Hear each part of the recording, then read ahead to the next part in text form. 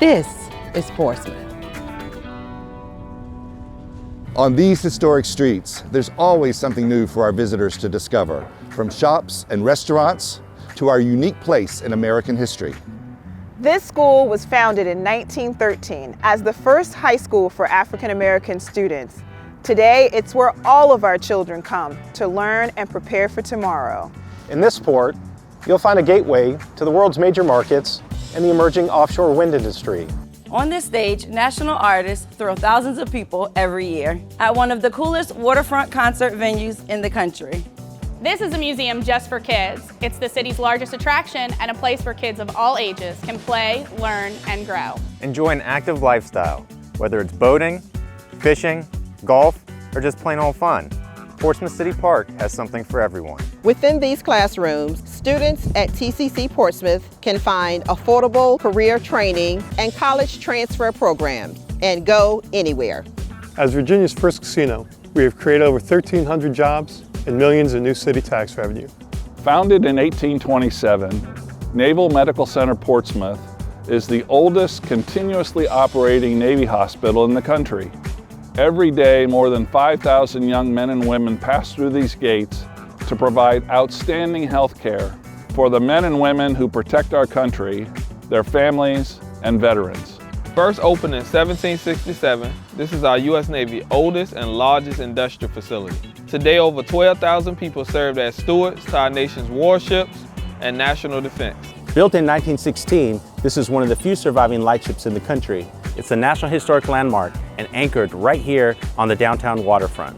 This is a state-of-the-art medical center where our people find the highest quality health care and emergency care when they need it most. On these greens, you can play a beautiful 18-hole golf course designed by World Golf Hall of Famer Curtis Strange. Did I make it? You gotta make sure you get that in there. Dinner and a movie? This is the place to see first-run films in a beautifully restored Art Deco theater. In this school, tomorrow's leaders prepare today. I'm the youngest member ever elected to the Portsmouth City Council, and it all began for me right here. In this building, we make great things happen for our citizens, for our businesses, and for the city's future. This is Portsmouth. This is Portsmouth. This is Portsmouth. This is Portsmouth. This is Portsmouth. And this is Portsmouth. This is Portsmouth.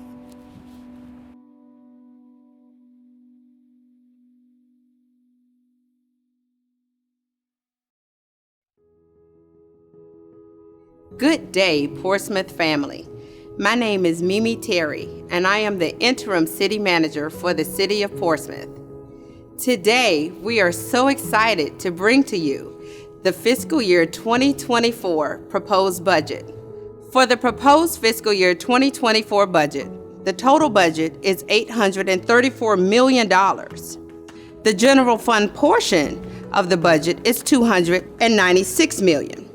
The capital projects portion of the budget is $78 million. I am so excited and so fortunate to have such a wonderful group of individuals who are assisting me in moving the city forward. There are several changes to the new proposed budget. We are proposing a personal property tax relief of 50%. For the 2024 budget, our priorities consist of a general wage increase for our dedicated employees, public safety, funding our schools, and capital improvement. It also includes a 5% general wage increase. Portsmouth Public Schools, we are dedicated to ensure that they receive the funding they need to educate our children. The request was $64 million, and this budget supports the request. With that being said, I would like to introduce Ms. Dee Wright, Deputy City Manager for the City of Portsmouth. Thank you, Ms. Terry, for that introduction. My name is Demetrius Wright, and I am Deputy City Manager for the City of Portsmouth, Virginia. As part of the FY2024 proposed budget presentation, I would like to provide you with the profile of this great city. Let's talk Portsmouth. The City of Portsmouth was founded in 1752 and incorporated by the Virginia General Assembly in 1858. It is 46.68 square miles, 33.30 square miles of land, and 13.38 square miles of water. Portsmouth has a population of 97,915 per 2020 census data. It is the 10th largest city in Virginia and the 360th largest city in the United States. The median household income for a family is $54,020 and a median age of 35. Portsmouth is a perfect combination of small town feel with the benefits of easy access to larger urban metro areas. This concludes my portion of the presentation. Next, you will hear from Interim City Manager Mimi Terry. Now, I would like to bring you to the portion of the presentation that includes public safety. I would like to present the Chief of Police for the City of Portsmouth, Chief Stephen Jenkins. Thank you. Thank you, Ms. Terry, for the opportunity to present the Police Department's FY2024 budget. In recent years, the City of Portsmouth has struggled with hiring and retaining its law enforcement officers. While municipalities and police leadership work to adapt to recruitment and retention, we looked at the need for technology to improve and fill the gap as our priority for law enforcement. Emerging technology can make the jobs more efficient and also potentially lower the risk not only for citizens but for our law enforcement professionals as well. The police department has employed the use of Axon body cameras along with in-car cameras and conductive energy devices for several years.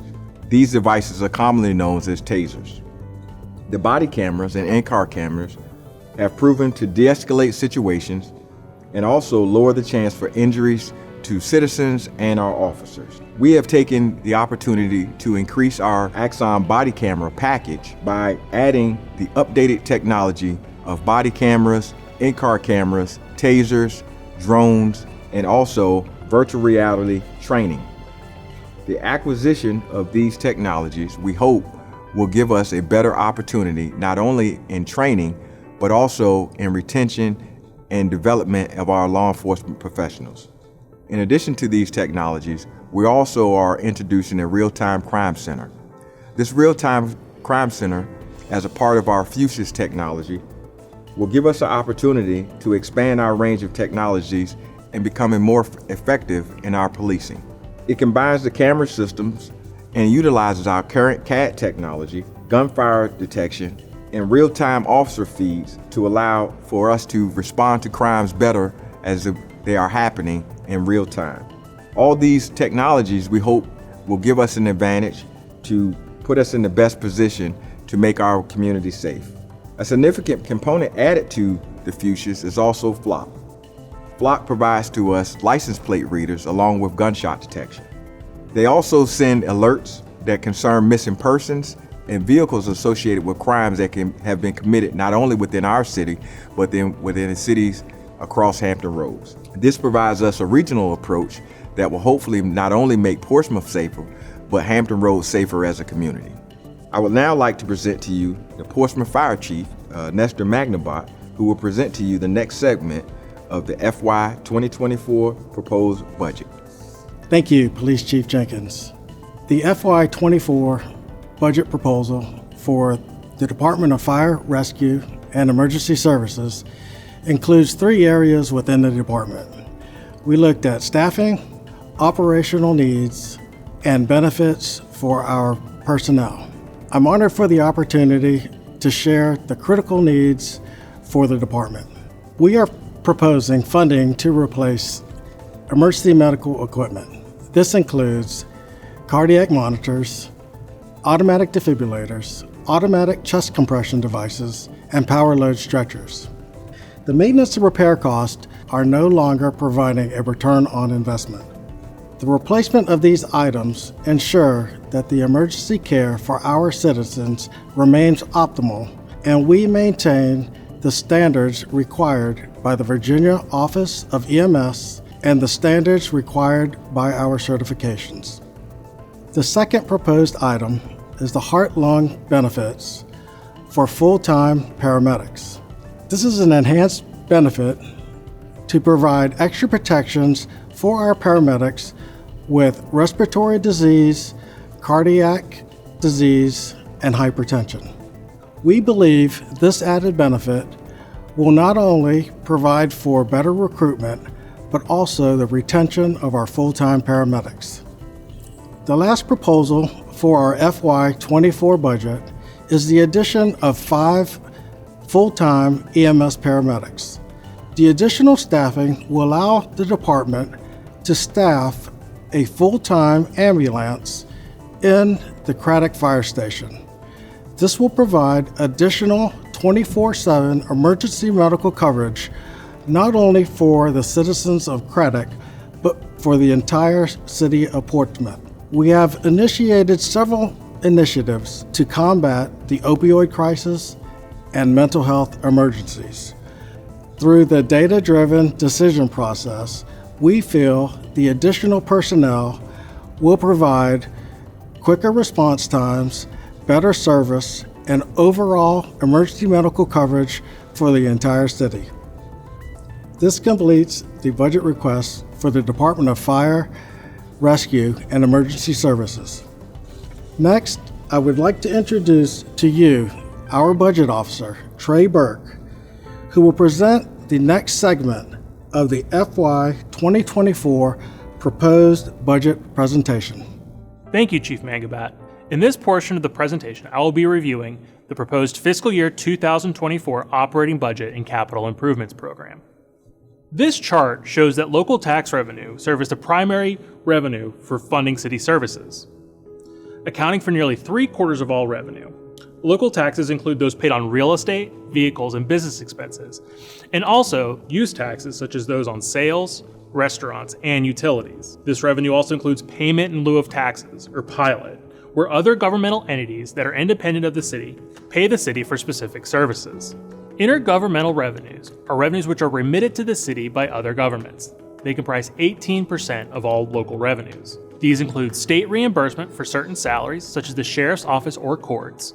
It also includes casino revenues and state grants, such as VDOT roadway maintenance funding. Transfers from other city funds and fund balance appropriation account for 6% of the total budget.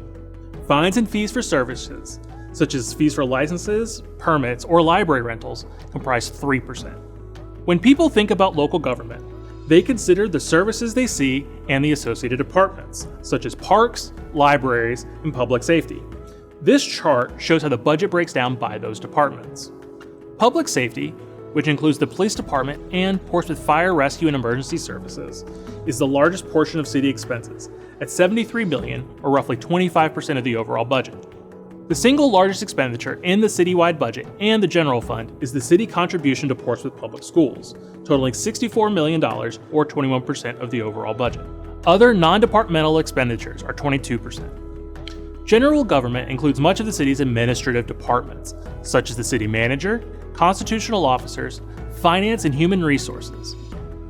This portion of the budget accounts for $21.5 million, or 7%. Public Works comprises 5% of the budget, but grew by 21% in the fiscal year 2024 budget as it absorbed many of the contractual increases as are discussed in the forthcoming slides. Another way of considering the budget is by looking at types of expenditures. Salaries and benefits represent the largest expenditure category in the city budget. Other categories include non-departmental, including the contribution to Portsmouth Public Schools, transfers to other funds, including the social services and behavioral health care services transfers, as well as enterprise funds such as golf or public utilities. Another category is contractual services, where the city arranges with a private service provider to provide specific functions. Internal services are expenses to departments such as IT and the city garage. Other operating comprises the expenditures otherwise not listed on this chart. This chart shows how the budget changed by category from fiscal year 2003 to 2024. As you can see, expenses were heavily impacted by inflation. Contractual obligations increased 28% due to street repaving, inflation, and increased reliance on outside services due to the labor market and the Great Resignation. Internal services nearly doubled due to reduced contribution from risk management fund balance and changes to the IT budget, which more realistically capture expenditures. You may notice that personnel costs did not rise at a pace similar to inflation. That is for two reasons. First is a right sizing of the health insurance expenses, as we are more accurately predicting employee elections. Second is a strong performance in retirement investments, which allowed for short-term cuts. However, we do expect those to regress to the average in future years. Also of note is the decrease in transfers, which is primarily caused by a reduction in general fund contribution to the CIP and realignment and restructuring, a contribution to the city's other post-employment benefits to be absorbed by the personnel line. One commonly considered measure of fiscal strength is the penny on the tax rate. This is the amount of revenue generated by every penny on the real property tax rate. One determines this by taking the overall levy and dividing it by the tax rate. In fiscal year 2023, this number was nearly $900,000. However, in 2024, we project it will be roughly $1 million. The city's fund balance policy dictates that fund balance should only be used in ways that maintain the city's credit rating. A good credit rating is a reflection of the city's financial strength and reduces borrowing costs for the city, enabling us to put more projects in the ground. Currently, the rating agencies agree that the city's finances justify a stable outlook. Underfunding the city's legacy pension plan, overusing fund balance, and taking on too much debt could negatively impact the city's credit rating. This budget includes and introduces many high-priority capital projects. Additional money for sewer pump station rehabilitation, a new public safety complex and radio system overhaul, converting railroads in Churchland into multi-use paths, streetscape improvements along High Street to the Martin Luther King Freeway, which will improve quality of life, aesthetics, and economic development, relocating City Jail, and a new stormwater pump station in the Old Town neighborhood. Overall, the fiscal year 2024 capital improvement plan is proposed to cost $77.8 million, with $29.7 million in cash, $13.3 million in state grants, and $34.8 million of bonds. City staff will make presentations on budget topics on April 11th and 25th during City Council public work sessions, and City Council will hold public hearings on the budget and related ordinances on those dates as well. Public hearings on the tax rate will be held during City Council meetings on April 25th and May 10th. City Council will then consider adoption of the budget on May 10th. Portsmouth Public Schools will consider their budget for adoption on May 19th. Thank you for your time. Interim City Manager Mimi Terry will now make some closing remarks. This concludes the fiscal year 2024 proposed budget. Now this is Portsmouth.